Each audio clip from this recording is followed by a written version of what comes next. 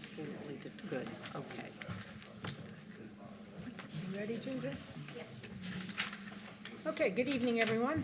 Welcome to the Village of Altamont Zoning Board meeting. It is Tuesday, January 24th, 2023 at 7 p.m. For the record, the audio and visual portions of this meeting will be recorded. My name is Deborah Hext. I am the Zoning Board Chair. At this time, would each member of the Zoning Board please introduce themselves? I'm Laura Murphy. Andrea Witham. Barb Mulfelder. Danny Ramirez. Bob Freeman. Thank you, guys.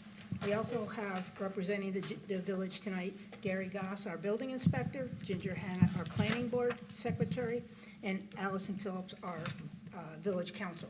We also have Jeff Muller, our DPW superintendent, and Tressa Matulowicz, our village board trustee. So with that, one more note here is this is not a public hearing, therefore no public comment will be allowed. Public comments are only allowed during a public hearing. But I do invite any village representatives, DPW, fire department to come up and any questions you have for the applicant. Okay, with that, maybe I could get the applicant or the engineer or the planner to come up and just give us a once-over of what's going on and what your plans are. Just make sure you come up to the microphone and introduce yourselves, please. Did Simon send you any questions?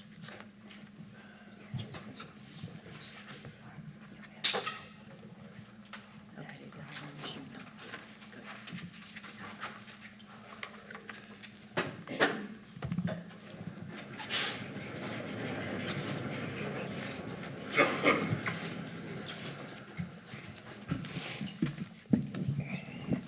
Good evening. I'm Steve Walrath. I'm a land surveyor, and I have a cold, so I sound like it.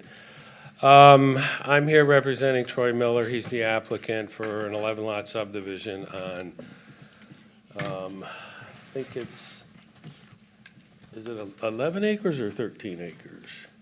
Huh? 13 acres. It's behind Schoharie Plank Road and to the west of Western Avenue. What the applicant's proposing is an 11-lot subdivision. One lot, Lot 9, has an existing house on it, so there would be 10 new houses.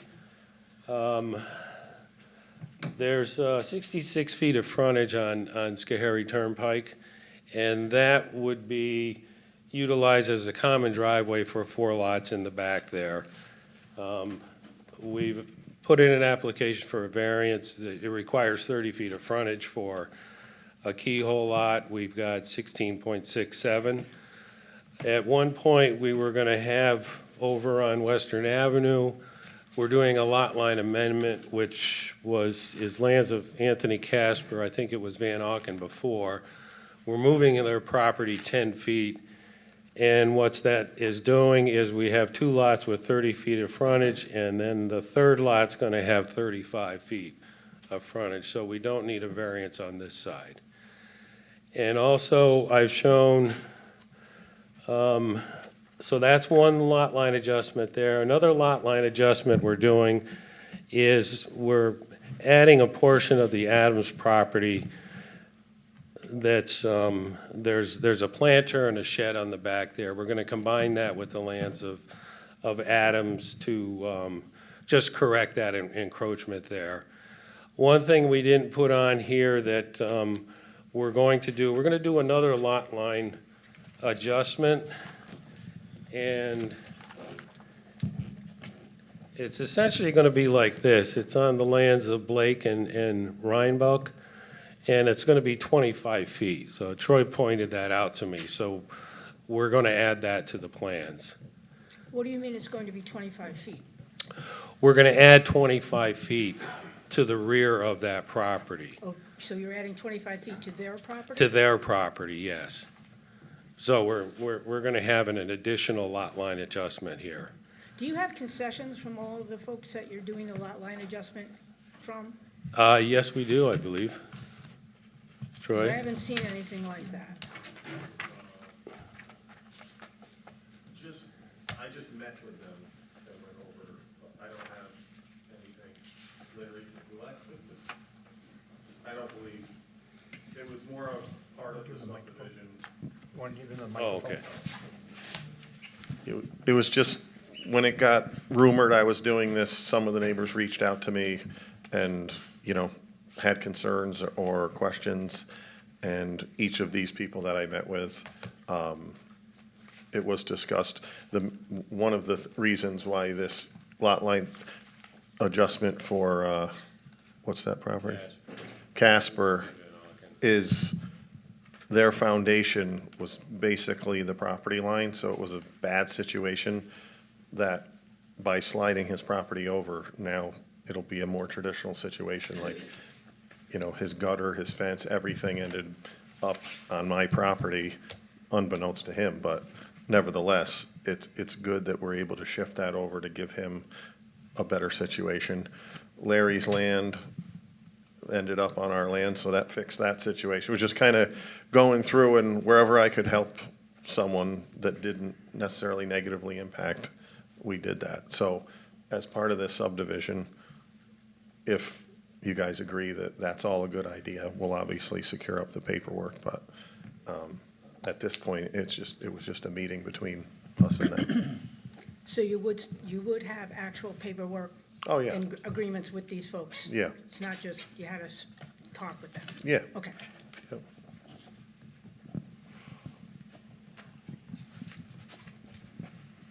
Can everyone in the audience see this? No.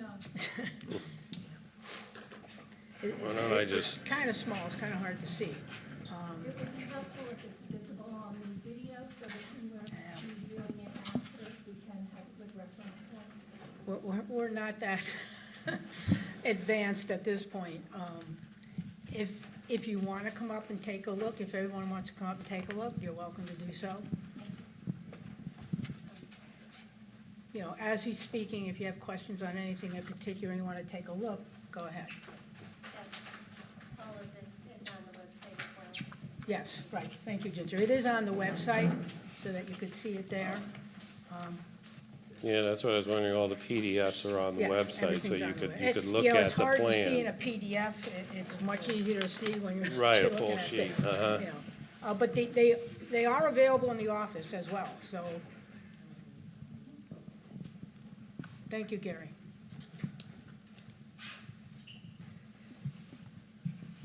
So as far as where we're at, you approved the concept plan. We put in all the applications with the exception of the third lot line adjustment, which we will put that in. So the one variance that you're requesting is null and void then? No, we are requesting a variance here for the frontages for the width of the keyhole lot. Right. The requirement is 30 feet. But you had another lot line adjustment, what was it? On Western? That you weren't doing? By doing the lot line adjustment, we have 30 feet, and 36 feet. So we would not need a variance Okay, for that that's what you're one. saying. The lot line adjustment is Okay, okay, create that, and it's gonna help Casper's property, because like Troy said, the property line on the south side of his property is literally a tenth off of the foundation. So it's gonna give him 10 feet of side yard. okay. Okay, I know there are a lot of questions from the board, so I will allow the board at this point to ask any questions that they may have.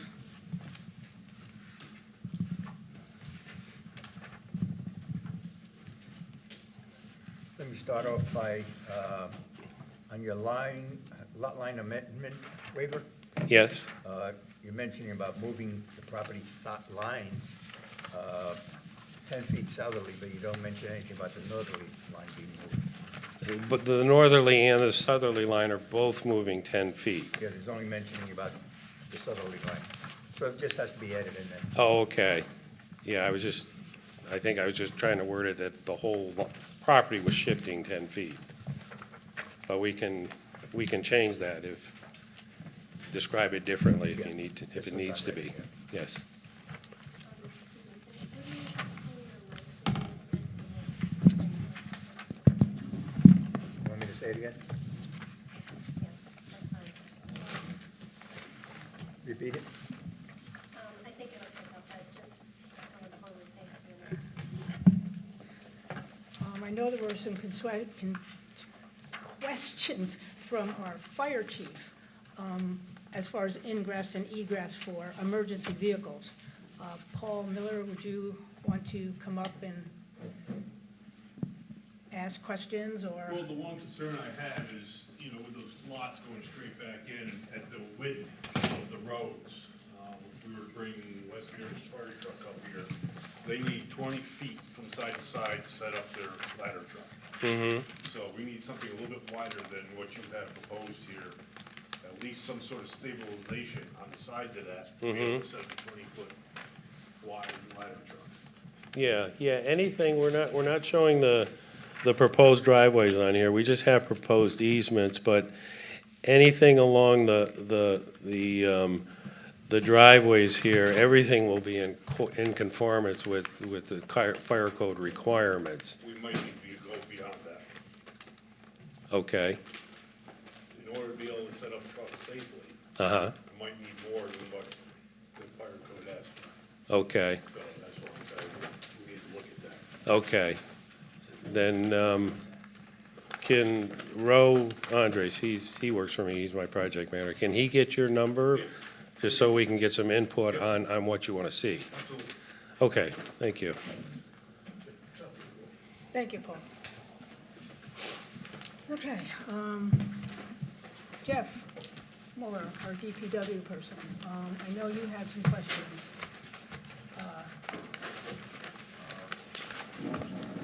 I know Brad had some questions that you might be able to answer.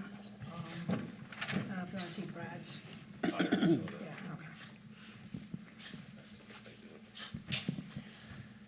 Yeah, okay.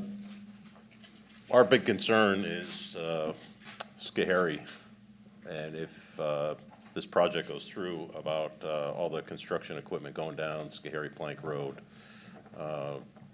We had one house last year put up there, and they tore it up pretty good. I don't know if it's a matter of escrow money or something to, you know, to take care of that after the project's done. That's one of our biggest concerns. As far as the utilities, it'll basically be like long grass, except you're gonna try to pull a sanitary in as far as you can for grade to a manhole. And it'll be the same situation. That'll be the homeowner's responsibility for the road going in, and yeah. That's it, I think.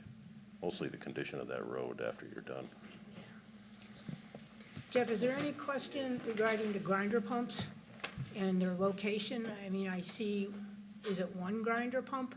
It's one per household. Is it, I don't see that way, though. I thought on the map it only had one grinder. Yeah, but there's one on each house. There's one label that's calling out the grinder pump on the house that's typical for each proposal. Wait, can you speak into the mic? I'm sorry, everybody can speak into the mic, that would be great. Thanks, Ro. Of course. Ro Andress, project manager with Steve Walrath here. What's shown on the C-130 plan is a note calling out what's typical for each proposed house, which is a grinder pump for each dwelling unit. And to follow up on Mr. Muller's concern about Schoharie Plank Road on C-120, which all the plans, again, are available online. So C-120, I believe, is the 4th or 5th page in the plan set. We're proposing that all construction vehicles actually enter in through Western Ave, and we call it out as such on the notes to the right side there, as to not disturb anything along Schoharie Plank Road as much as possible. That way we can have construction vehicles entering and exiting from one or two sites here off of Schoharie Plank Road. So, Do you propose having one, and this may be what you just said, but do you propose having one of the lots being the staging area for construction vehicles? So there will be no construction vehicles coming up and down Schoharie Plank West. That was our intent, again, to minimize any sort of effects from construction activity along Schoharie Plank Road, is to have a construction entrance along Western Avenue where vehicles that are unloading excavators or bringing soil or rock material, whatever it is, it would be contained to Western Avenue.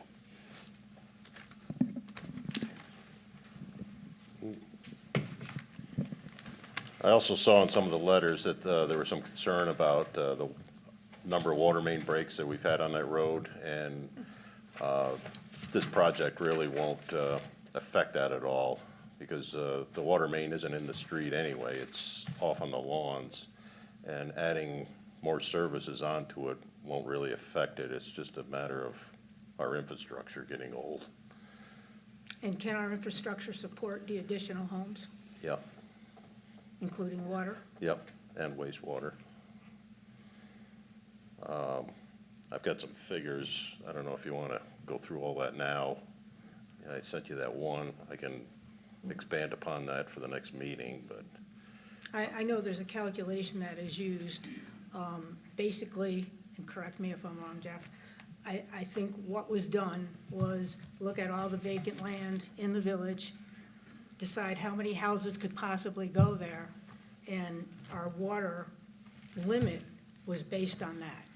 Is that kind of? originally it was, and for this project, we took our usage from the 5 highest months, starting from May, I think, from May forward to September. Looked at that usage, and then looked at our total production for the day. Troy figured, I think, 4,400 gallons per day for this project.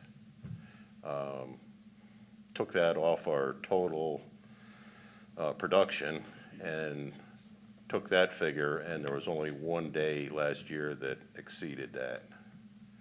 And even without his project, our usage still exceeded. So whether or not he had that project in use. And that was running on One well. one well. Yeah. Right.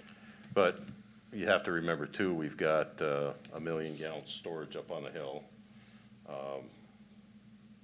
Technically 500,000 because we don't want to let it get below half our tanks. And that's our cushion. So if we go beyond our production for one day, you know, the next few days we'll pick up on it, bring it back up. Does anyone have any questions for Jeff? Just want to clarify, when you asked about the construction vehicles, a gentleman mentioned about the large, coming in off of Western Avenue, loading and unloading there. But as we get into lots 5, 6, 7, and 8, and you got your tradesmen in there, plumbing, electrician, et cetera, one of the issues was having a staging area for them, off the street. It was an issue. Yeah, they would, let's just say, we'd run like a road through here, just a temporary construction entrance. Anybody doing work on the houses here would utilize that, and I think we would just, we would start like from the back here as far as, the houses, and then like this lot 5 here would be the last one to be constructed back here. And at that point, then, you just take out your temporary construction road. Oh, okay. And that just, it eliminates all the, any traffic on Schoharie Plank Road. Okay, thank you. Yeah. Yeah, I'm sure it's going to come back to, people having concerns on Western Avenue as well. But one thing I would mention is the Village of Altamont doesn't have a noise ordinance. However, we go by the town of Guilderland's noise ordinance as far as construction vehicles and times and Right, days. right, hours of operation, yes. So, we would definitely be sure that you're, want to make sure that if this project goes forward, you're following those regulations. I have a question. In terms of that, they said that they can operate until 9 o'clock at night. Is that correct? No, not for construction. No, I don't, Really? I don't know the exact, I saw that. I don't remember the exact verbiage, but I What- thought it was what 8, is it? I thought it was 8 AM to 6 PM I was gonna say, I wanna say 6 PM for construction. It for may be, construction, yes. You know, the noise ordinance after 9 PM for just normal ambient noise or, you know, somebody having, you know, a concert might be different. But I'm pretty sure the noise ordinance for the town of Guilderland. I think so, hours of operation, yeah. 8 to 6, yeah, I believe. Yeah, Jeff just mentioned that it should be in the seeker form, the hours of operation during construction. Yeah, it's got 7 to 7, Monday through Saturday. Okay, Yes, thank you, yeah. Jeff. Yeah, we can change that if you want to, Yeah. to limit it. That's not an issue, I don't think. Yeah, thank you. Yeah. I'm not even sure, I should have read it again before I came here, but I'm pretty sure weekends are not included in that. So it would be 8 AM to 6 PM Monday through Friday.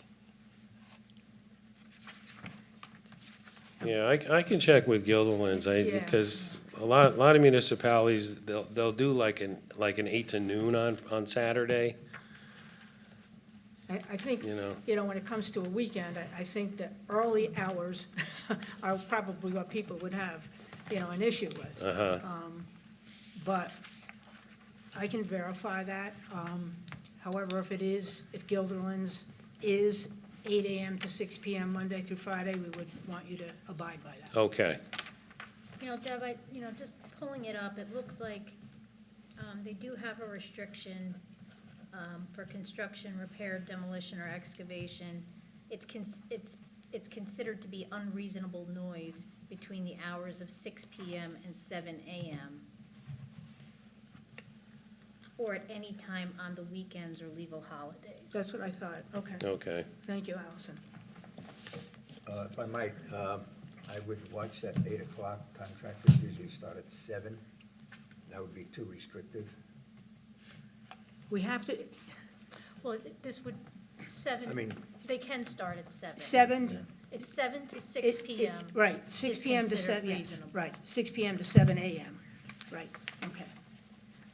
So it would be 7 AM to 6 PM. Technically, Monday if through if Friday. an electrician goes in there or a plumber, they're not really gonna, they're not gonna cause it, yeah. No, they're just gonna No. drive in and go in the house and, I think that means heavy construction, backhoes, you know, that type of thing, blasting. Yeah, it does talk about operating or permitting the operation of any tool or equipment used in construction, repair, demolition, or excavation. So I think okay. that's consistent with what's contemplated. So, I mean, you know what, I guess that's open to interpretation. I mean, you could be somebody out there with, you know, a roof nailer, bang, bang, bang, bang, bang, it's, you know, 6 o'clock in the morning. But, yeah, I suppose we'd have to cross that bridge when we come to it, if it happens. I know that our engineer sent an email, and I'll read them to you, or if you want to take a look at this. And grinder pumps can be in basements or outdoor HDPE, the plastic piping. Pits should be privately owned. So would all those be privately owned? Yes, So- yes. Okay, so all the grinder pumps would be privately Yeah, owned. there's no municipal ownership in the grinder pumps or the lines going from the pumps out to the existing line on Scary Blank Road. So the line going from the grinder pumps out to the existing main on Schoharie Plank, who's responsible for that? That would be the homeowners, That would be the homeowners Yes. association or the homeowners themselves? the homeowners themselves, Just like it is for us? yes, Yeah, okay. yeah. Have you guys decided where you're gonna do indoor or outdoor? That on these, on the grinder pump, that is? I have indoor or outdoor grinder pumps? It's an They are outdoor outdoor. spec on the plan. Yeah, it did say outdoor on the plan. Okay. I believe it did. Yeah, I saw that. I was actually going by the. Okay. All right. Oh, okay. Yeah, you're talking like if there was a manhole up here, these 4 lots would be responsible together from the manhole out to the main. Correct. Yes. So from the home to the manhole would be the individual homeowner. From the manhole out to the main would be the HOA. And they'd have to have a HOA for the road maintenance Right. too, right? Plowing. They'll need a maintenance agreement and cross easements, for ingress, egress, utilities. And there'll be, You're not proposing an HOA. no, we're not proposing a homeowners association. I thought you were. An HOA? I thought it was going to be a homeowners association that was going to take care of all the maintenance, the plowing, kind of like you do on Bozenkill. No, there's no homeowners association. These 4 lots, they would be responsible together for a maintenance agreement for the driveway. So it would be up to the 4 owners to share the cost of the maintenance of the driveway. Who's going to maintain the road going into each? Once you come in on a common driveway, and then once you split off, once you're off the common driveway and outside the easement area, that's up to the individual So homeowners. who maintains the common driveway? The 4 owners collectively share in the cost of the common, I'll call it the common driveway. Thought it was in the minutes. All right, so this was brought up, this is in the minutes, so it said HOA access, private road maintenance, once we see. So I don't know if we misunderstood each other before, but before we did say it was gonna be an HOA, and that's what you thought it was going to be. Maybe it was just a misunderstanding of the individual homeowners will be maintaining the property, we just kind of assumed, or I shouldn't say. Yeah, I think it was just that's a misunderstanding because I don't believe we ever proposed an HOA. I mean, this is typically how it's done for, 2, 3, 4 houses. If you had a private road and you had, 20 or 30 units and whatnot, then you'd have an HOA. That would be responsible, the homeowners association would be responsible for doing all the maintenance work, the plowing. A lot of times they, shoveling sidewalks if they're in there, cutting the grass, all of that stuff. This is all individual owners on the lots, and the only thing they would share is the expense of the common driveway coming off of Schoharie Plank Road up to like the end of the easement, and then where they all branch off. And then individually, they'll be responsible from where it branches off to their house. It would be the same for the keyhole lots on Western? Yes. Yes, it would be, because we're just proposing one common driveway for these 3 here, as opposed to 3 separate driveways and 3 curb cuts. I just want to make sure that when and if we get this far, that it's quite clear that the Village of Altamont will not be maintaining any of the common access or egress or. Oh, yes, yeah. No, that'll all be written up in the descriptions for the lots, and the language in the easement. There'll be cross easements, like I said, for utilities and ingress and egress along the common driveway. And then a maintenance agreement for that portion that's shared collectively. But there's nothing that the village is going to be responsible for here, which is one of the reasons why we want to just do a common driveway for the 4 lots. Because we have looked at this, and Troy wants to keep the density down, which is why we have 11 lots. If we came through here and put a road in here and ran a public highway out to Western Avenue, we could get 22, 24 lots in here. But that's not what he wants to do.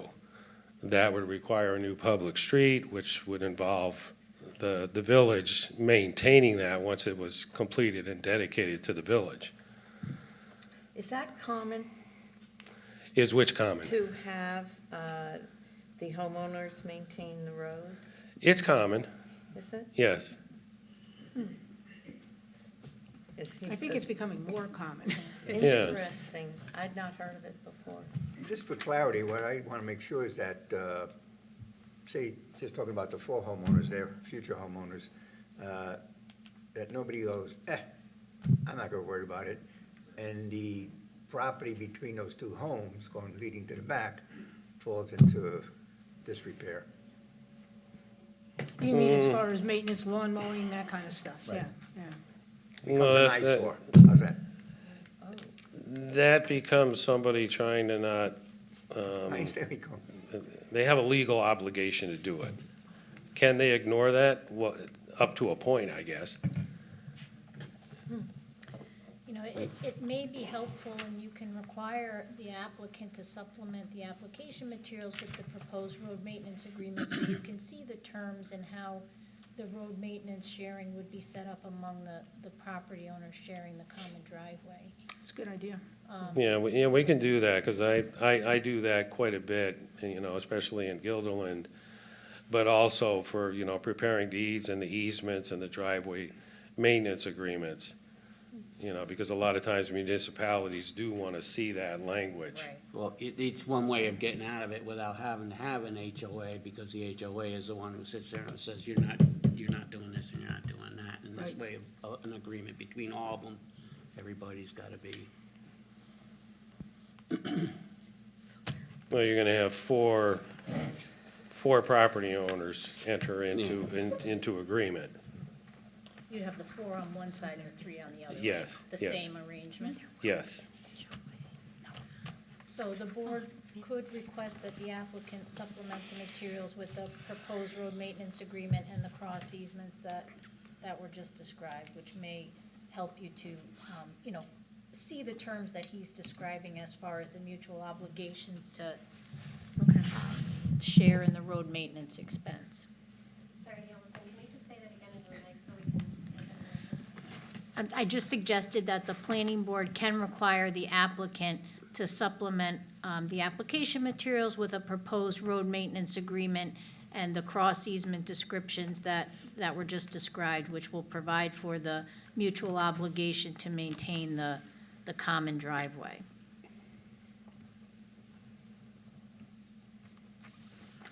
Makes sense, thank you, Allison. Just a couple other things here from our engineer that reviewed the plans. The grinder pumps, we use Environment One pumps made in Niskuna, unless they want problems with cheaper ones. I don't know. Recommend building pads be elevated in lots to get sub pumps higher to reduce pumping, flooding, power consumption. That area could have a significant water table, which brings us to another question. As far as the water table thereabouts, I've heard from residents on Schoharie Plank that acreage is always wet. I don't know what always wet means to anyone. Always wet to me means you can't mow back there. You know, it's just always wet. I don't know that. I haven't walked the property. Has anyone done a study on the land to determine the water table there? I don't think to determine the water table, we've had it looked at it for For wetlands, wetlands? which there are none. I personally walked the whole thing when I did the topography, and didn't encounter any soft spots or whatnot. It's essentially 2 hayfields right now, or it has been used as hayfields in the past. That had to be a long time ago, I thought it was. because I don't remember that, and I've been here since 1986. Deb, can I ask a question? Yeah, yes, Allison? In the EAF, it says, it does confirm that there's no wetlands on the property, but it said that there is a wetland on adjacent property, and it doesn't say if it's, I'm assuming it's a federal, but can you just generally describe where it is? I don't see it on any of the plans. It's along the creek on the other side of Schoharie Plank Road. I was going back and forth with that. It's like, should I, adjacent, adjoining, and I'm like, okay, I'm just gonna put yes, because the creek is there, and it essentially is adjoining the property. It's the other side of the road. So the federal wetlands would be associated with the That creek creek. there. Yep. And then in the EAF, it said some portion of the site is located in the 100-year floodplain. Is that shown on any of the plan sheets? That, I think, I don't think so. I think we didn't show that. I can give you a rough idea of where that is. I'm gonna say it's something like a line right here. So along Western you are? Yeah, so along Western here. So lot 11 here, it's in a flood zone. The flood zone is AO. With a 1-foot inundation. That means it has a potential for a 1-foot inundation above the surface every 100 years. That essentially what you do with a lot like that, you don't have a basement. You bring it up more than a foot higher than the existing grade, and the structure becomes out of the flood zone at that point. And that's the requirements in the flood damage prevention local Yes, law? yes.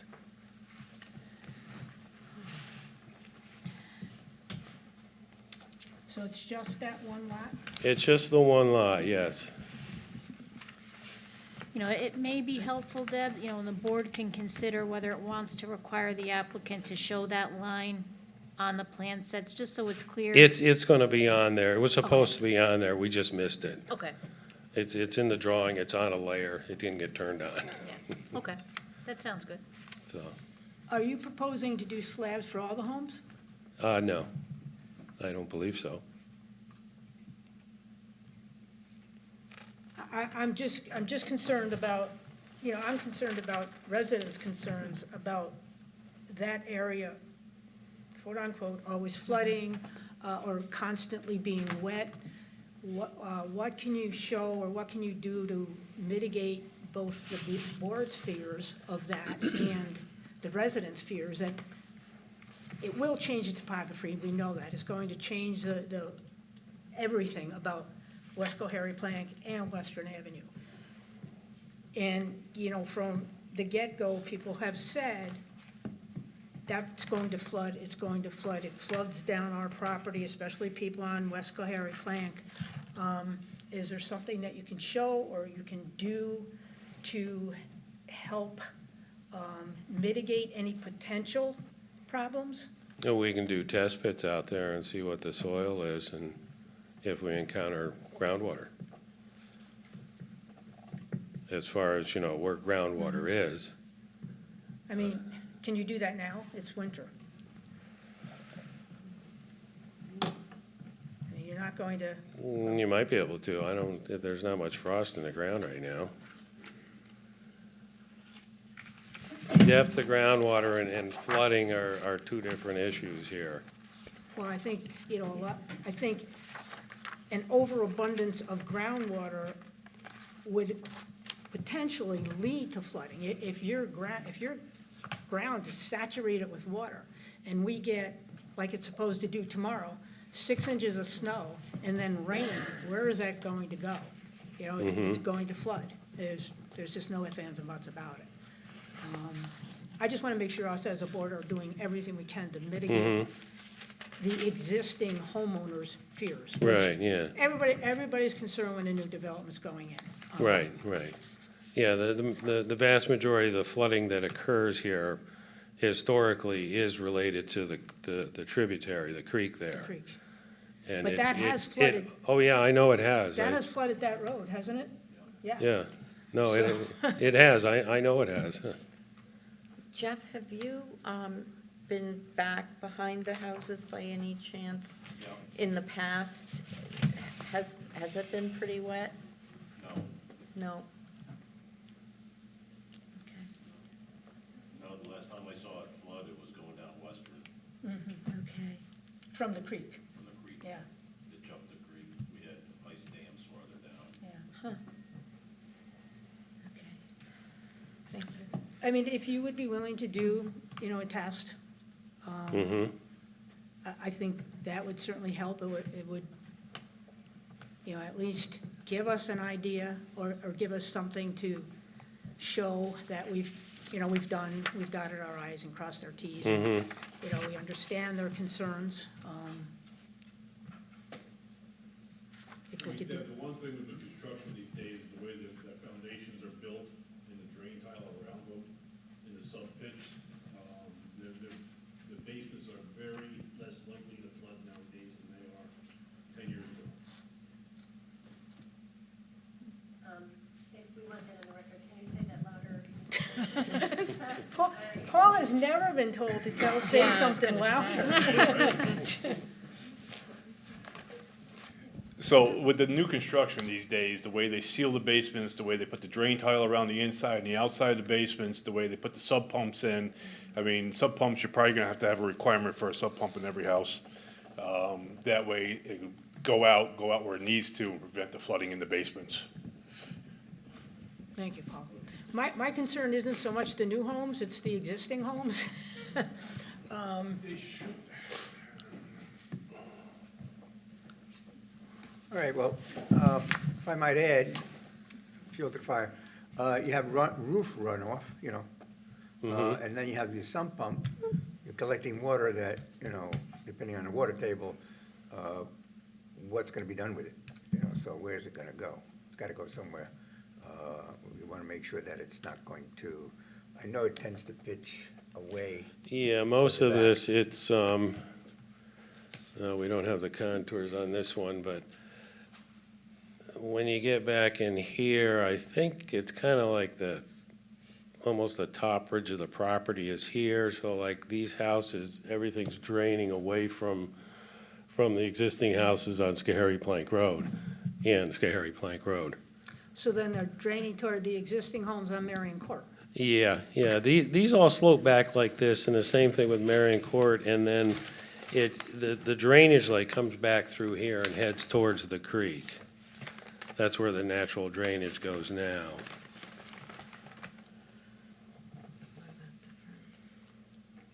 So we're adding more water to a creek that's already known to flood. Well, I'm not the engineer, but the drainage calcs, it's like, you don't have any houses there now. You put a house up, then you have a roof, and then you have, a driveway or whatnot. And it's a question of how much, it's like, where's that water gonna go? And with such a large lot, and the rest of the lot is still pervious, it's not impervious, it's not gonna generate, a substantial amount of runoff going away from where the house is. It's gonna seep in before it gets too far away. So let's say you do the water study or test for groundwater or whatever, and if there's a lot of groundwater and you have to put sump pumps in some of these homes, what are you gonna do with that? Are you gonna daylight it into storm sewer? Are you gonna daylight it into the creek? How are you gonna do that? Because that right there that's gonna be added on top of your roof runoff and. It wouldn't be going into the creek. Talking with Bill Smart, he's the engineer, he's not here, he could explain this more. It would be a question of creating little retention, Grading. detention basins, you know, even maybe on the lots individually to collect that, whatever each lot creates. So there is, so if, in case it was needed, there would be a basin in some Yes, area? yes. And, okay, Yeah, okay. and all the roof runoff and the driveway runoff would be So not necessarily steered going directly towards into the that, creek yeah, or so it's, neighborhoods. you know, because it's easier to control it individually as opposed to collectively, you know, with one big retention area, and then just do it individually where the source is. Well, the one big retention area can be a bit unsightly too. There are some of the older neighborhoods in Gilliland that have them and they're not maintained and it's And just nothing but dangerous. cattails. Yeah.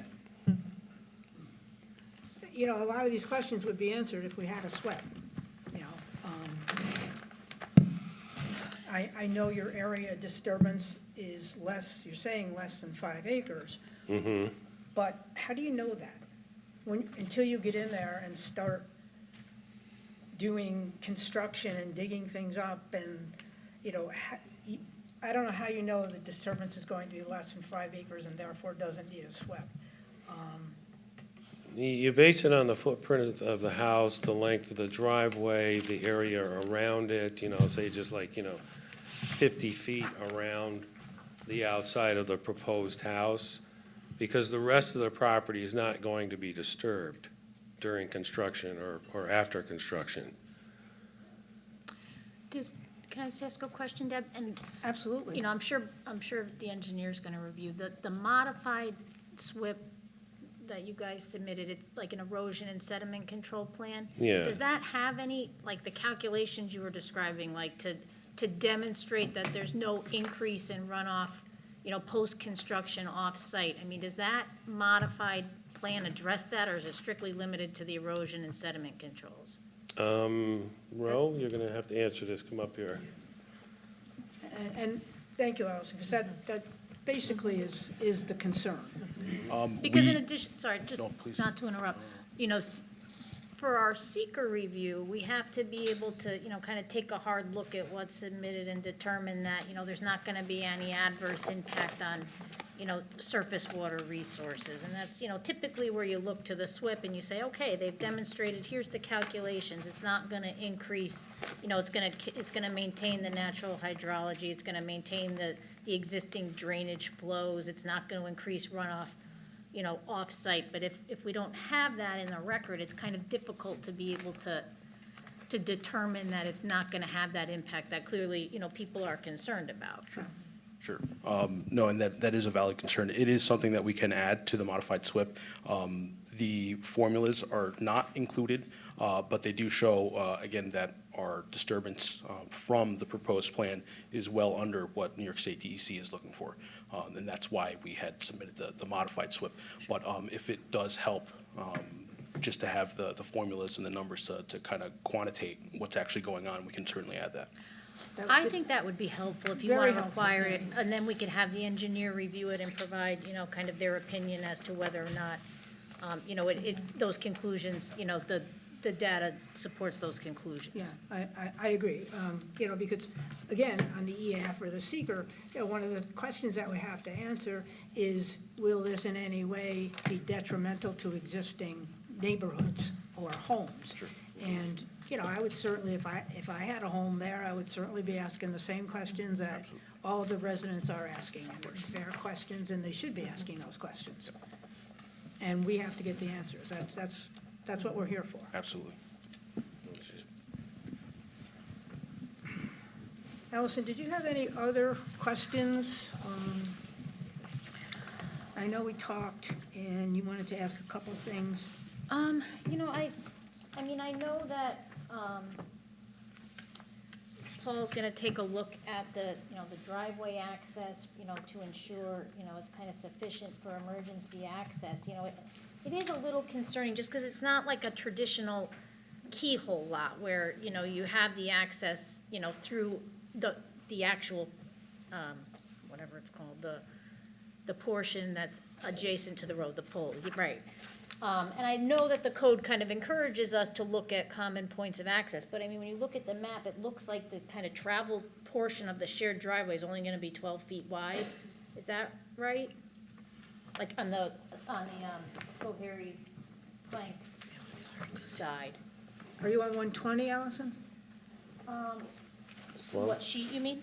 Yeah, I was looking at C-130. 130. Yeah, Ro was telling me that it is 12 feet. So a 12-foot shared driveway for 4 houses, I mean, 2 cars wouldn't even be able to pass each other on that.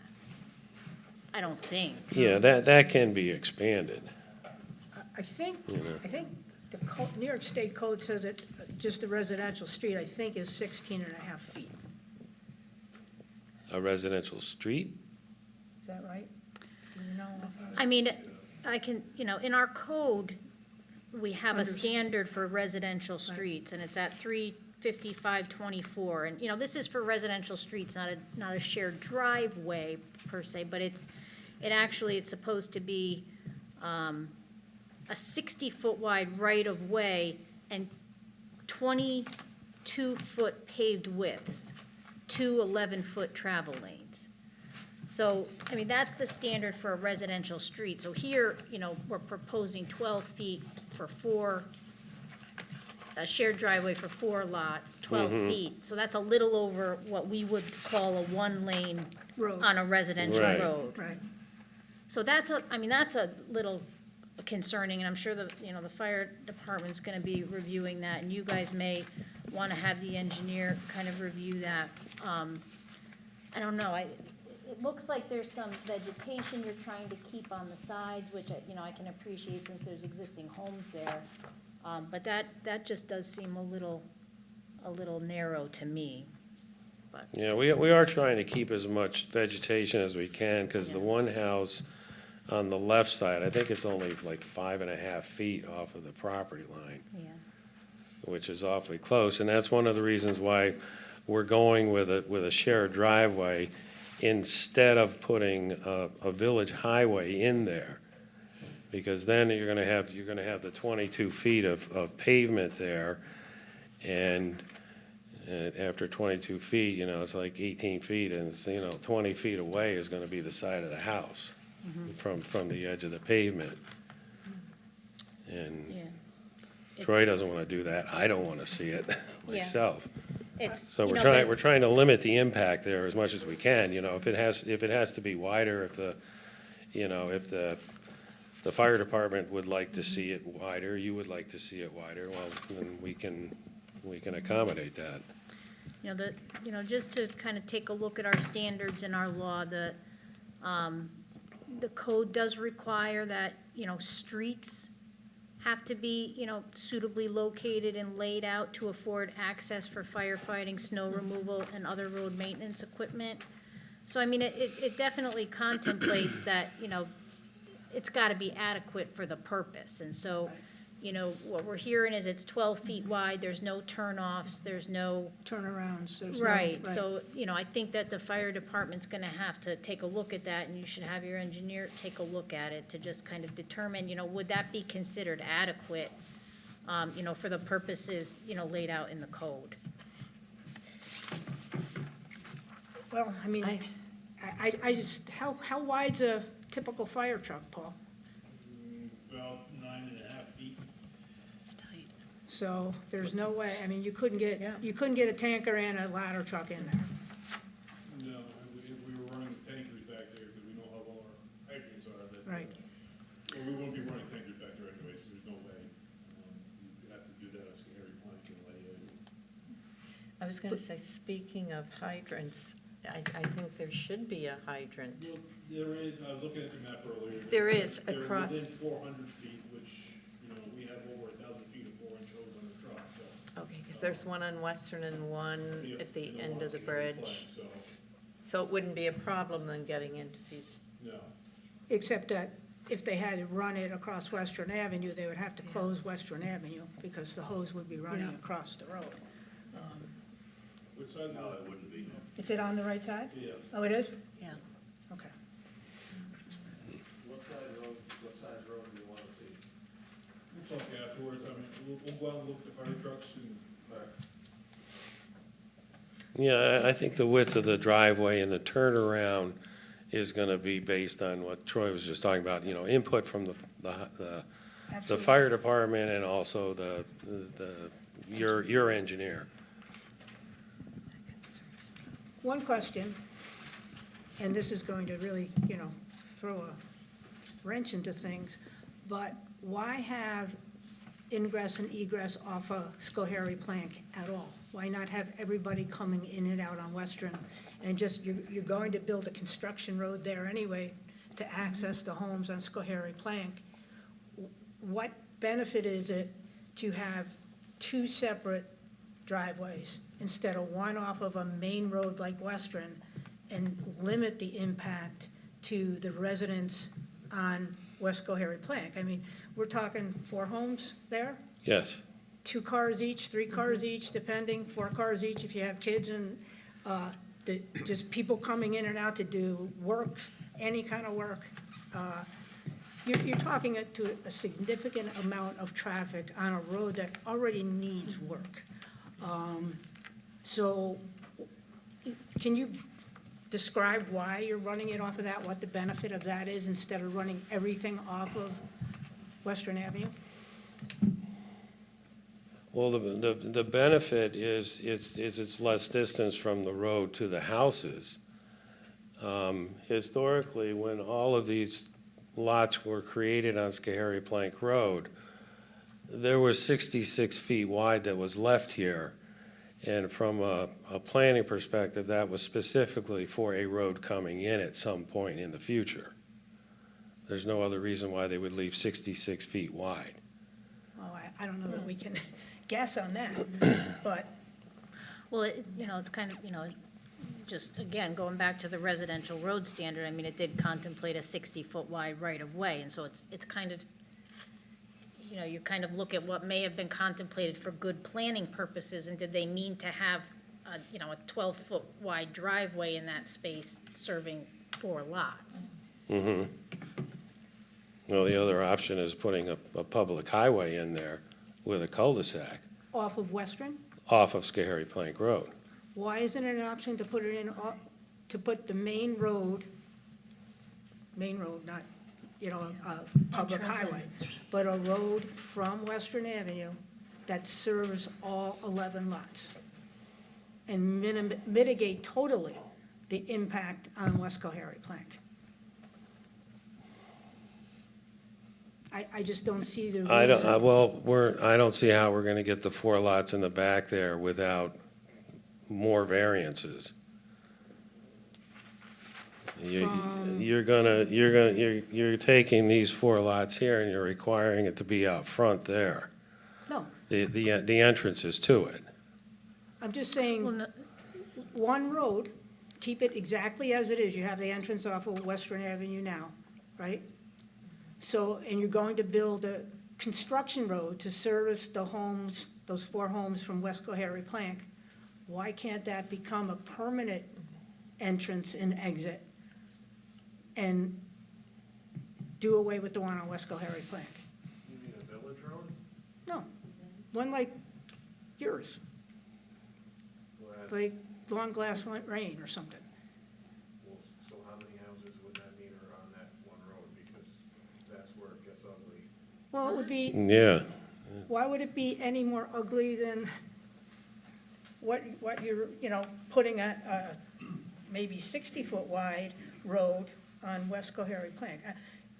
You could situate it, have a cul-de-sac on at the end of it where the 4 lots are, have a cul-de-sac come around, you eliminate any issues with the fire department, you eliminate any issues with emergency EMS, and We're you, not gonna have issues with them, because we're gonna do what they ask. I still haven't heard of. Well, you're talking about a cul-de-sac and a longer road. Are you talking about a public highway that's gonna be owned by the village? It doesn't have to, why does it have to be a public highway? Why can't it still be a highway that is, or a roadway that is maintained by the homeowners? What's the difference? They're going to be maintaining 2 anyway. So this would be just one that services 11 of the homes. Well, actually, it's 10, right? Because the one is existing, and that's on Western. Yeah, there's one existing on that. Well, if you put a road in there, you could also increase the amount of properties or homes. Well, that's what we've looked at before. I mean, there's nothing that says we can't run a road right through there. It's all allowed by zoning and create 20 or 22 or 24 lots.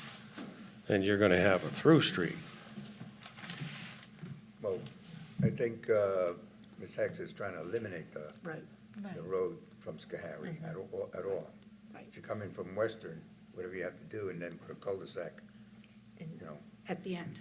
proper turning radius, per se, for any vehicles, and then, you know, just have that one dead-end street.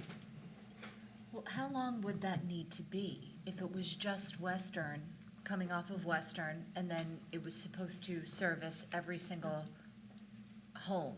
How long do you think that would need to, for there not to be any entrance on Schoharie Plank? That I don't know offhand. I mean, it would be, I mean, just the amount of individual utilities going through there. You know, you're gonna have, because if you're not doing a village road, you're saying you're doing a private road. Number one,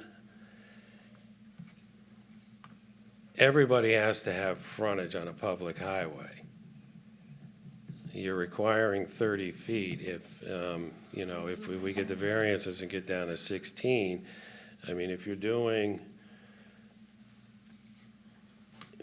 these four here, we're gonna have to come up with, you know, 100 feet or more frontage out on Western Avenue to have these houses to have frontage on a public highway.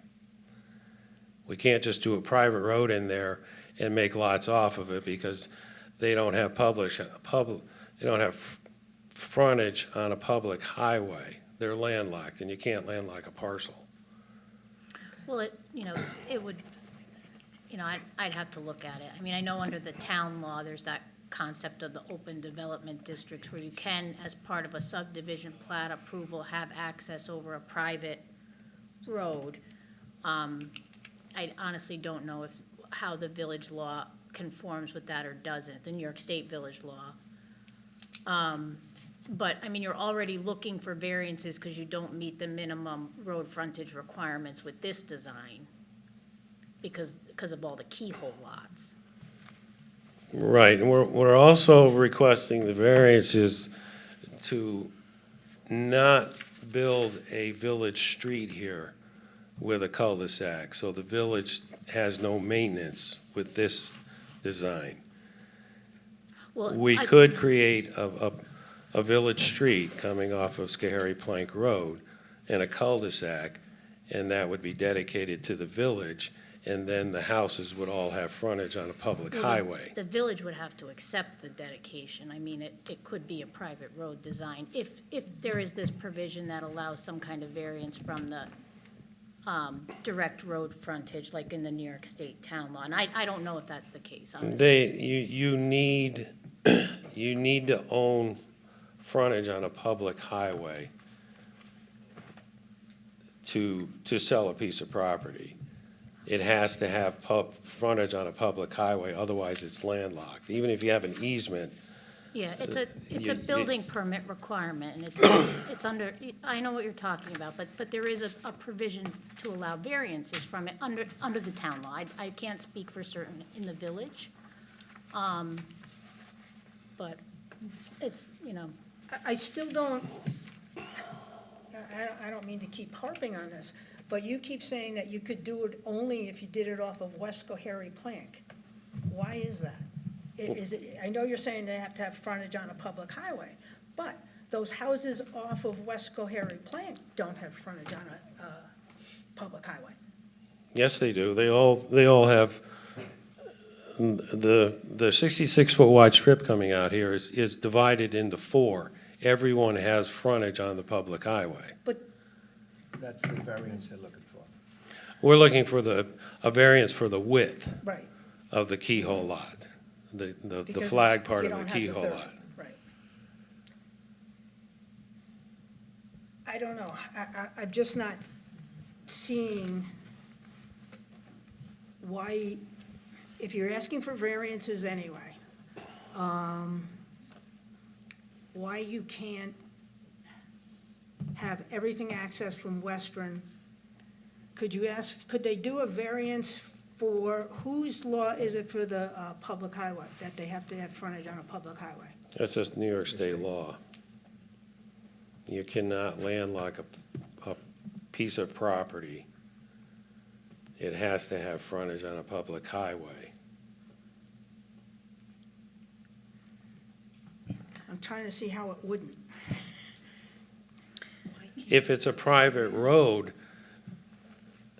if you have a private road coming in or something, say like this, and you come across here, these lots back here, they don't have any frontage on a public highway. You would have to create individual strips that are actually part of these lots back here, coming out to Western Avenue. By strips, you mean access roads? Actual fee ownership. They have to own frontage on a public highway. Deb, we can review that, and, you know, I can follow up with a memo to the board just to confirm if that's, you know, what the law provides on that.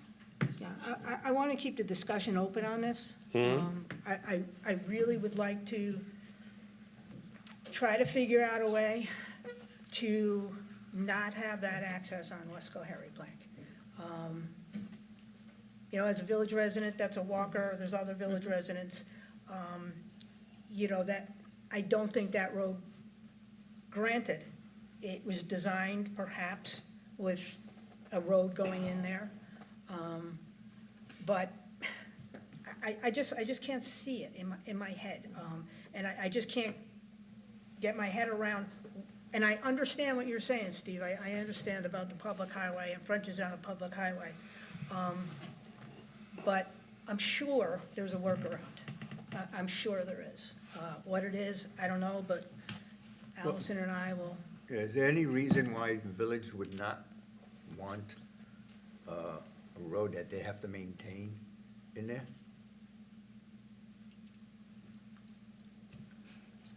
Gary?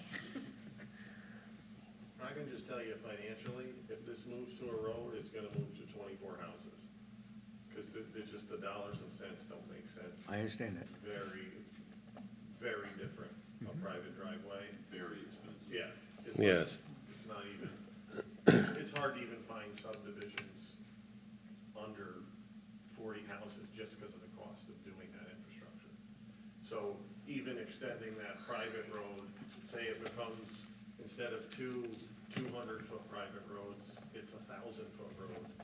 It just, to get to the very back ones, you know, you have a 1,000-foot private road that 7 people agree to instead of 2, that it just limits the amount of participants that are involved in when you seal the driveway. And it's all in the deed as the maintenance agreement. They go in the deed, but you're still, it limits the amount of people in your pool that you're discussing it with. So you'll have, like, those 4 people have nothing to do with the other 3 people. As soon as you connect everybody, everybody has something to do with everybody. So, you know, having, it's more ideal to have 2 small ones than 1 long one with how many ever houses would come off it. Which is why you don't see them very often with 11 people or whatever. You see them with 3, 4. Because at some point, it just becomes a road. And, What about having the curb cuts on Western yeah, that, for the houses, and then just have a service road that, well, it still would be the same length, wouldn't it? that would just be 3 times as long.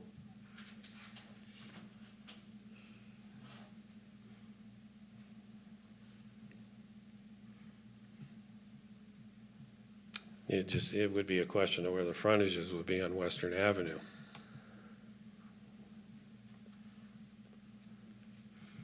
Well, you know, we can review this. I can review it with council. And maybe, I don't know, maybe your engineers and our engineers can come up with a different way to do this that, there's a lot that we have to discuss as far as groundwater and everything like that is concerned. I'm just trying to come up with a different plan to mitigate the impact on West Schoharie Plank. I mean, I know, Troy, you bought this property, it was for sale for a long time, and you finally want to develop it. I get that, it's your property, you should be able to develop it. But, you know, our job is to make sure that the existing homeowner or neighborhood or village is not adversely impacted by a new development or a new home going in or anything like that. So I think I've said enough. Probably made a couple enemies. Does anybody else? Andrea, you probably don't know what to say. Andrea's a new board member. I'm sure she's But Laura, do you have any ideas from like a real estate perspective? Well, I know that if something is landlocked and it's not permitted to be landlocked, that they could not sell the property without some sort of problem for the next owner. So if someone lives there and they don't have the frontage and that's what's required by the state, it could be an issue if the person who lives there and moves in and builds this home says in 10, 15, 50 years, I want to sell this home now, and there isn't the appropriate road frontage, they would have a heck of a time selling. That's how you run into. We can provide a memo to the board, just, you know, for informational purposes, you know, as far as what is required. Again, my experience is more with town, that it is a requirement for the issuance of a building permit. If you want to build a structure on a lot, it's got to have frontage on a public road, unless there's certain exceptions. You get a variance from that, from a ZBA, or it's approved on a filed subdivision plat. That's in New York town law. I can't speak to village law, but I can review it. You know, we have this application in front of us. You know, this is the, you know, the layout, you know, that the applicant is proposing. We've got the variance requests. You know, we do have to consider, as part of the variance requests, you know, the objectives the applicant's trying to achieve, but then also, you know, how the variance relate to that, you know, the 5 factors, and we'll go through all of that. But I can provide, you know, just clarification on that point, since, you know, we discussed it a lot tonight. But in the meantime, you know, the board, you know, can take additional steps to, you know, continue processing the application while we, you know, gather that information. I think the applicant's committed to meet with the fire chief to talk about the access and any concerns that the fire department has. We got a commitment to provide the additional calculations for the stormwater runoff that our engineer can review. And also the applicant's going to provide the road maintenance agreements and kind of draft easement language. So you can see how the common driveways would be maintained, how the agreements will be memorialized, that everyone has this common obligation to maintain the driveways. You know, so we can continue to have this discussion. I think that additional information is going to help, you know, inform the board kind of what the applicant has in mind and how this will work. And, you know, in the meantime, if the board wants to take the next step of kind of that very preliminary step in the seeker review process by, you know, declaring its intent to act as lead agency, we did prepare a draft resolution that the board can consider adopting. That is literally the first step in the seeker process, and it's a way to, you know, declare that, you know, you're going to review this under seeker, classify the action, and initiate a coordinated review. I will note in the draft resolution we prepared, we classified this as a type 1 action. You know, looking at the type 1 list, I don't know that it necessarily falls within any of the type 1 categories. The EAF does say it's like substantially contiguous to the Village Historic District, which kicks down all the type 1 thresholds. But I still don't think the project meets any of those. So I do think it can be classified as an unlisted, Unlisted. so we would make the change on this resolution, but because the applicant is seeking various approvals, you know, it would still be the recommendation to move forward with a coordinated review. That way, you get input from all the agencies. It's in the applicant's interest to have a coordinated review. That way, there's only one seeker. You know, he doesn't have to worry when he goes to get other approvals, if the village approves this, you know, that they weren't covered under the one seeker review. Now, just for everyone, I don't know if everybody knows, a coordinated review would be with the state, the town, the village, the county, so that you don't have to go 4 different times. I was going to say maybe Allison could send the information. Speak up, Barb. Oh, I'm sorry. I was going to ask Allison if possibly, when she does reference this, she could send the information to Steve and, I know who you are, Troy. Sure, I'm and, you know, I'll fully admit, you know, I don't know what the right or wrong answer to that is right now, but it's easy enough for us to just research just it, the confirm village. it for the Yeah, record, I and, think it would be, you know. yeah. Informational, definitely. And I do know, you know, I will say this, I do know we have some letters coming in from the residents. We have, well, I can't speak for everyone, been reading them. We cannot, though, until we have the public hearing, we cannot consider them a matter of public record as of yet. Did I say that right, Allison? Yeah, I think we would just ask all the residents, you know, just to resubmit them when it comes time for the public hearing process. That's the official time where, you know, the residents get an opportunity to speak to the board, give their comments to the board.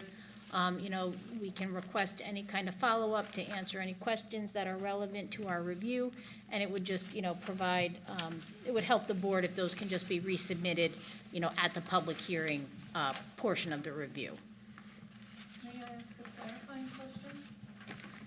Respectfully, does the board's decision to move forward this evening with continued review, does that in any way signify acceptance of a modified SWIP?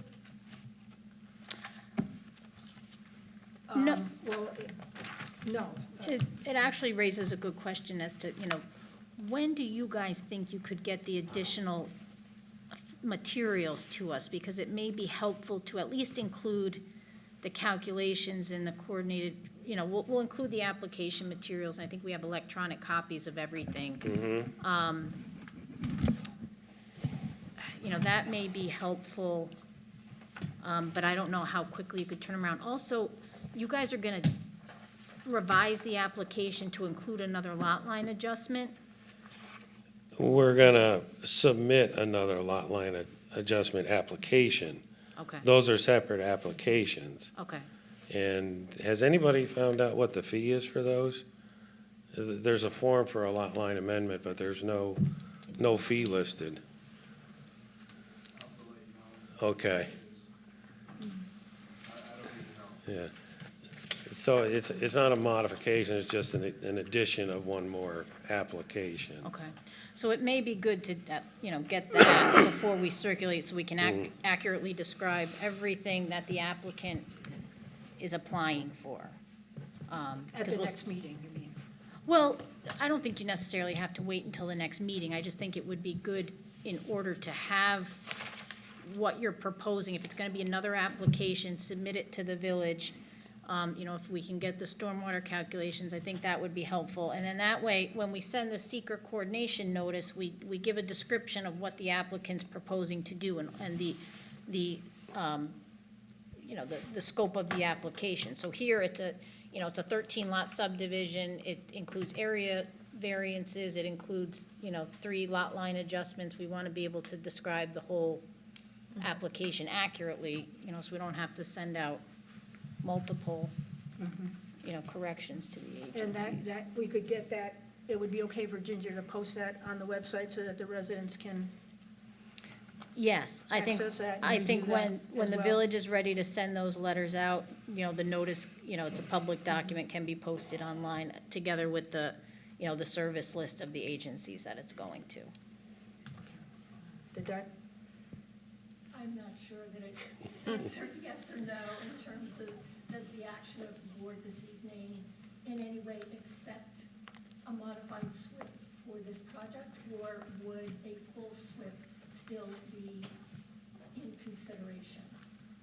Are you talking about a SWIP or approval of the application itself? A stormwater, Prevention plan? yes, please.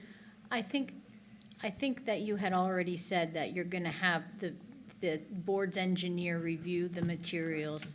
They can determine if it is below that threshold that would require a full SWIP. But as we said, you know, even if it's not a technical requirement that they provide a SWIP, there's parts of a SWIP, you know, a full-blown SWIP that would be helpful to the board in making its seeker determination that, you know, this action isn't gonna have a significant adverse impact on surface waters or, you know, adjacent properties. And it sounds like that information can be provided. And, you know, our engineer can determine, you know, if they are below the threshold and an erosion and sediment control plan is the minimum of what they're required to provide, then that's fine. But if they're willing to provide extra in order to assist us in taking the hard look we need to do under seeker, you know, that's even better. So, committing to a full-blown SWIP, we really need the input from the engineer. Thank you. Thank you. You're welcome.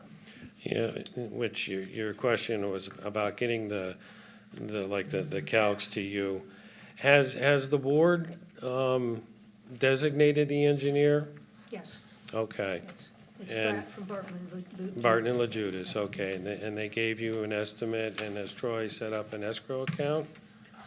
Has any of that Did that happen? transpired? That's all set? I did not get an estimate. I think what we've done is and tell me if I'm wrong, there was a, You did have an estimate, you said give you $3,000, and if they want more, we'll tell you. Oh, okay, well, that's what I know at the beginning of it. Oh, so has the initial deposit been made? yeah. Okay, Oh, okay. yeah. I just wanted to see if, you know, we could start contacting Barton and LaJudas and coordinate information back and forth.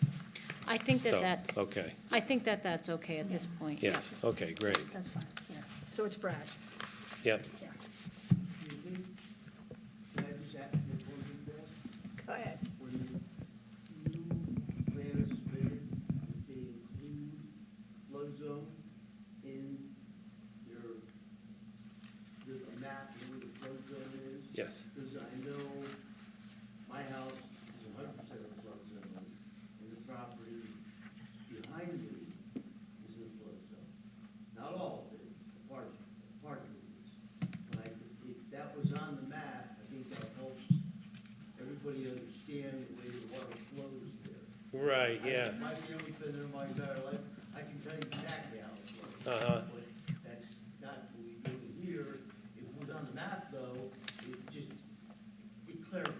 Yeah, no, we talked about that earlier, that was, I know you, I know you. yeah, that's something, and I know where it goes like right here. You know, because I you're, can't see where your point is, so. You come up. You want to come up? Come on. yeah, you can come up.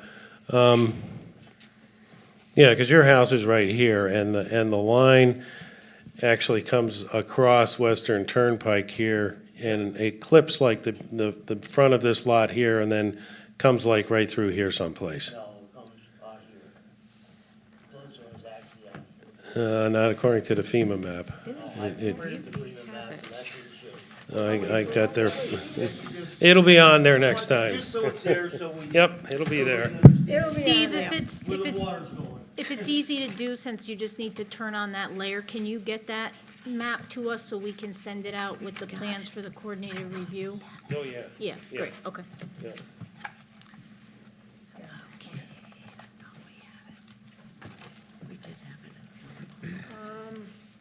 Allison, do you want to, at this point, do we want to review the lot line adjustment applications and the variance applications? Or do we want to hold off on that? Do we have, I'm just not sure we have enough information on everything. Well, I mean, I think, we got a lot of material here from the applicant, and I think, if the board wants to take the step of adopting the resolution tonight, the board can continue reviewing the materials. We had a nice presentation from the applicant tonight. We I think everyone's got some follow-up to do, and it may be better to save that for the next meeting where we really get into, you know, kind of evaluation of the individual applications, the applicable standards. But that's up to you. I totally defer to you. Well, Deb. I mean, I have that on my agenda here to, you know, declare the ZBA, the Altamont ZBA as the lead agency. So I guess at this point, I would just ask for a motion to declare the zoning board of the Village of Altamont the lead agency for the seeker review. Could I have a motion? I make that motion. Barb, second? I'll second. Laura? I'm sorry, who first? Barb. Barb. Okay. So, Board Member Murphy Approved. and Board Member Whittam, Approved. Board Member Mofelder, Agreed. Board Member Ramirez, Approved. Board Member Freeman, Approved? and Chair Heck. In favor. Given that, Allison, would you mind reading the resolution? Sure. Do you want a copy of it? Sure. Whereas CM Fox Living Solutions LLC applicant is proposing the subdivision of a 13-acre lot into 11 lots. The applicant proposes to build a total of 10 residences on the newly created lots. One lot is already improved with a single-family home. The property is located on the northeasterly side of New York State Route 397, Western Ave, and Schoharie Plank Road West intersection. The applicant is also requesting 2 lot line adjustments and area variance from the minimum frontage requirement of 30 feet for a keyhole lot to permit 4 proposed keyhole lots with approximately 16 foot of road frontage each. The proposed project and applications are hereinafter referred to the action. And the Zoning Board of Appeals is required to conduct an environmental review of the above referenced application in accordance with the State Environmental Quality Review Act and the regulations promulgated thereto, collectively referred to as seeker. Whereas the applicant has prepared and submitted to the ZBA a full environmental assessment form, and whereas a full environmental assessment form, see, this is where I have, must be prepared for a type 1 action. We discussed earlier that this resolution will be revised to classify the action as unlisted, you know, based on subsequent review of those impact thresholds. Whereas the ZBA seeks to commence coordinated review of this action and seeks to act as lead agency under seeker. It is hereby resolved by the ZBA of the Village of Altamont as follows. The ZBA hereby declares itself lead agency under seeker. The ZBA hereby determines the action is an unlisted action under seeker, and that a full EAF, will revise that to say, has been submitted. And the reason for that is for a type 1 action, a full EAF is required. For an unlisted action, it's optional. So here, the applicant has provided it. We will review it, and the board is electing to do a coordinated review. And that's the third point here. The ZBA hereby finds and determines that the action will be the subject of a coordinated review. And then the fourth paragraph, the code enforcement officer, building inspector, with the assistance of the village clerk, designated engineer, and/or village attorney, is hereby authorized and directed to provide notice of the ZBA's declaration of lead agency to prospective, involved, and interested agencies that have been identified, along with a copy of the full EAF for their review, and to take such other and further actions as are necessary to effectuate the purpose of this resolution. Whereupon this resolution was declared adopted by the ZBA of the Village of Altamont. Thank you. Okay.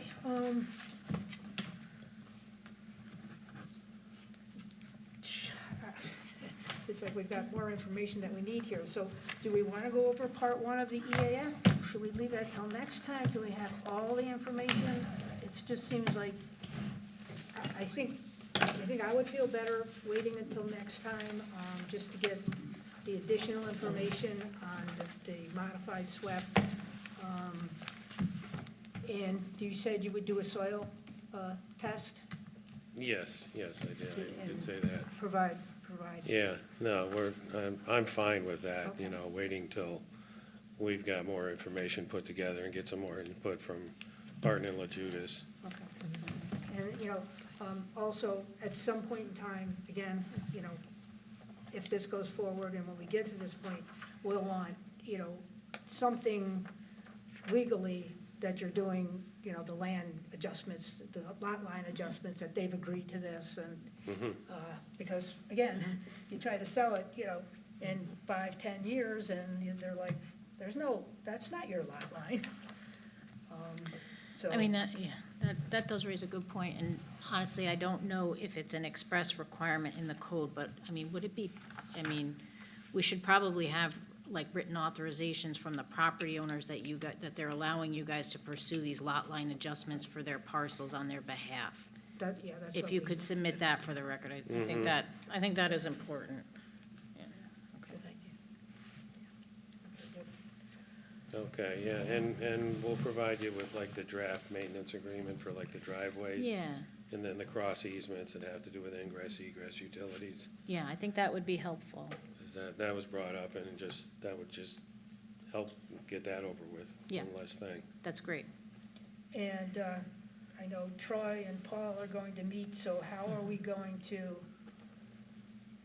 communicate that back to the board as to what the agreement was as far as the egress and ingress? Chinese secret. We'll get you an email. Okay. What about lighting? What about lighting? Should we talk about that Is next that on time? it? Do you have a lighting plan on any? I didn't see. I didn't either. Lighting? Lighting. No, we Lighting. don't have a lighting I plan think there should because be. there's no proposed public streets.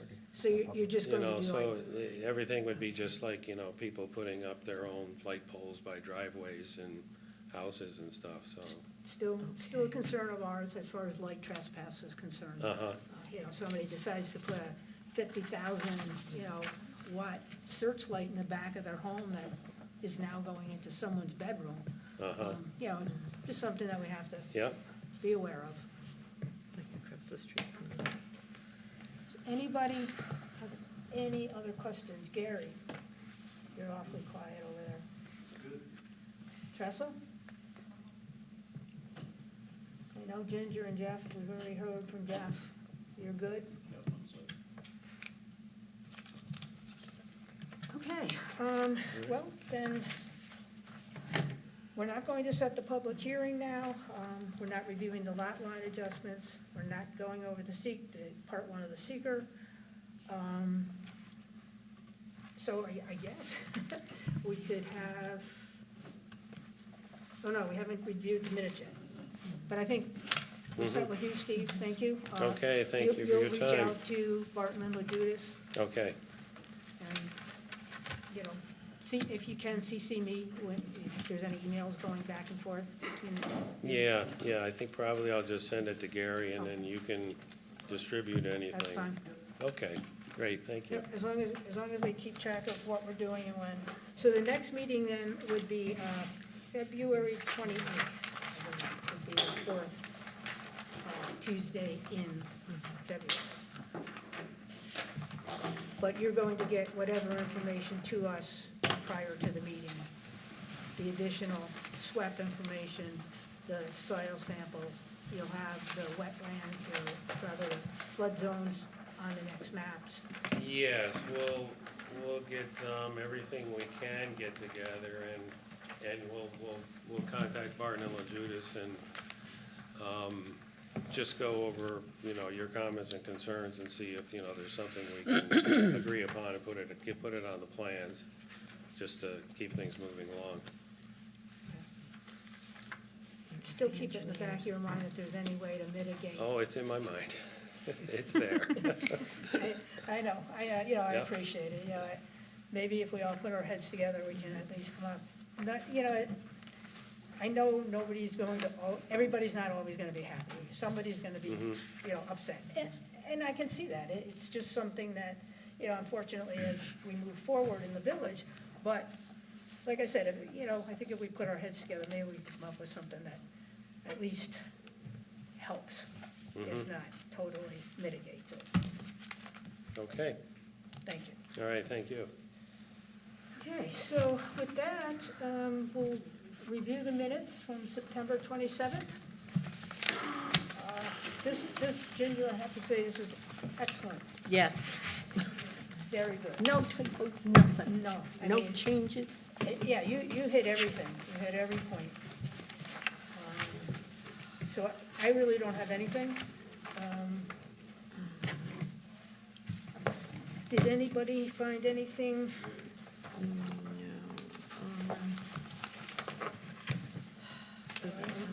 The only thing, Sidewalk that we didn't discuss. Gary, you had a question on no more than 2 access points into the major subdivision. Did we get that answered?